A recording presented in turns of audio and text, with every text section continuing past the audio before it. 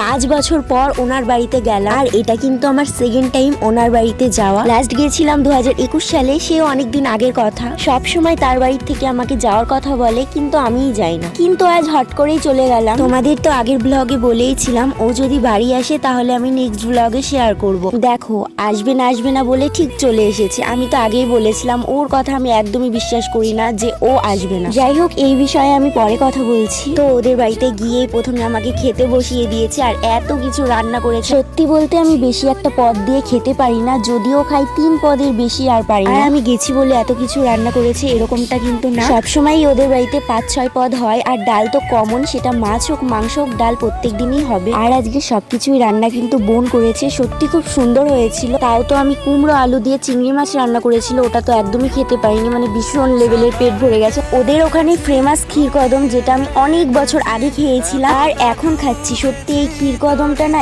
এতটা টেস্টি তোমরা একবার খেলে বারবার খেতে চাইবে। আচ্ছা ধরো তোমার স্পেশাল দিনে তোমাকে কেউ সারপ্রাইজ দিক, এটাই তো তুমি আশা করবে, নাকি তোমার স্পেশাল দিনে তুমি অন্যকে সারপ্রাইজ দিবে এটা চাইবে? আমি তো আমার স্পেশাল দিনে কেউ আমাকে স্পেশাল ফিল করাক এটাই চাই। আর এদিকে ওনাকে দেখো, বার্থডে গেছে, ওনার সারপ্রাইজ দিচ্ছে আমাকে। আগেই তো বলেছিলাম নিজের ব্যাপারে একটুও ভাবে না। সে যাই হোক, বার্থডেতে তো আসবে না বলেছিল, তারপরে চলে এসেছে আমাকে না জানিয়ে। বোন যেহেতু প্রত্যেকবার আসলে আমাকে বলে দেয় যে দাদা চলে এসেছে, এবার কিন্তু আমাকে আর বলেনি, তার কারণ ও বারণ করেছে না। আমাকে সারপ্রাইজ দিতে গিয়ে নিজের বার্থডেটাই আর হলো না, তার কারণ ও তো আসবে সেটা তো আমি আগে থাকতে জানতাম না, যে কারণে কোনো প্ল্যানই করে রাখিনি। আর ও তো এটাই চাইছিল যাতে ওর বার্থডেতে আমি কোনো খরচই না করি, যে কারণে আমাকে না বলে এসেছে। আর এদিকে তো আমি ব্লক করে রেখেছি ও বার্থডেতে আসবে না, সে কারণে কিন্তু না, অন্য একটা বিষয়। আর এদিকে তো ও আমাদের বাড়ির এখানে এসেছে আমাকে সারপ্রাইজ দেবে বলে, আর আমি তো ব্লক করে রেখেছি, যে কারণে আমাকে কলে পাইনি, তাই ভাইকে দিয়ে ফোন করিয়েছিল। তাও ভাইকেও সত্যি কথাটা বলেনি যে ও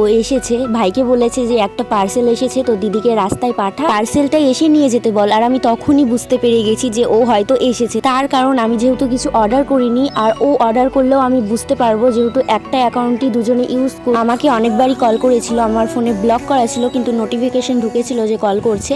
তো আমি তারপরে কলটা ব্যাক করি, ফোন করে বলি যে কি হয়েছে। বলছে তোর একটা পার্সেল আছে, রাস্তায় এসে নিয়েছে। আমি বলছি তাহলে ডেলিভারি বয়কে বল ভেতরে আসতে। বলছে ডেলিভারি বয় ভেতরে যাবে না। তখন তো পুরো কনফার্ম হয়ে গেছি যে ও এসেছে। ও চাইছিল রাস্তায় গিয়ে ওকে দেখে আমি শকড হয়ে যাই, কারণ ও না জানিয়ে এসেছে, একটু সারপ্রাইজ করতে চেয়েছে। কি দরকার ছিল নিজের বার্থডেটা নষ্ট করে আমাকে সারপ্রাইজ দেওয়া? যারা পাগল তারাই একমাত্র এই ধরনের কাজ করে, এত পাগলামো করার কি দরকার? আর জানো তো এই ভিডিওটা প্রথমে 1.5 মিনিটের ছিল, 1.5 মিনিট থেকে পুরো 3 মিনিট হয়ে গেল। আজকের ভিডিও শর্ট কিন্তু ভয়েস অনেক বড়, যে কারণে আমাকে অন্য ক্লিপগুলো দিয়ে দিতে হচ্ছে। যাই হোক, তোমরা কিছু মনে করো না। সে যাই হোক, ওনার বাড়ি খাওয়া দাওয়া কমপ্লিট করে একটু বসেছিলাম, তারই মধ্যে বোন আমাকে না জানিয়ে আমার জন্য ড্রেস এনেছে। কিছুক্ষণের জন্য বেড়াতে গেছি, কি দরকার ছিল আবার এগুলো করার? আরো অনেক কথা ছিল, ভিডিওটা লং করতে চাই না। চলো আজকের মতো টাটা। ভিডিওটা ভালো লাগলে একটা লাইক করো।